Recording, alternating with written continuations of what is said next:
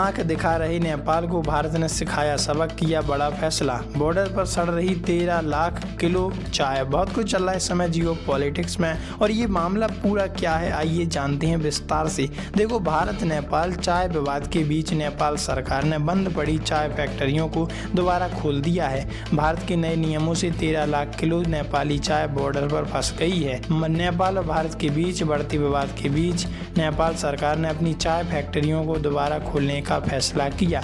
भारत के साथ शुरू हुए इस विवाद का असर नेपाल के पूरे चाय उद्योग पर पड़ा और कामकाज लगभग ठप हो गया था। हालांकि नेपाल सरकार के कड़े भरोसे के बाद अब चाय फैक्ट्रियां फिर से खुल गई हैं, लेकिन भारत के सख्त नियमों की वजह से दोनों देशों के व्यापारिक रिश्तों में तनाव बना हुआ है। दरअसल भारत की FSSAI ने 23 जून को एक नया निर्देश जारी किया था। इसके तहत HSN कोड 0902 के तहत आने वाली चाय के लिए रिस्क बेस्ड चेकिंग सिस्टम लागू किया गया। नए नियम के मुताबिक घरेलू खपत के लिए भारत आने वाली चाय की 20% खेप को तुरंत प्रभाव से लैब जांच के लिए रैंडम तरीके से चुना गया। नेपाली चाय उद्योग को बड़ा झटका लगा है। इस फैसले के बाद नेपाली चाय उद्योग को बड़ा झटका लगा। काठमांडू पोस्ट की रिपोर्ट के अनुसार नेपाली चाय निर्यातकों को भारतीय सीमा पर लंबी देरी का सामना करना पड़ रहा है, क्योंकि चाय की खेप लैब टेस्टिंग के लिए रोक दी गई। इंडस्ट्री से जुड़े लोगों के अनुसार भारत के गोदामों में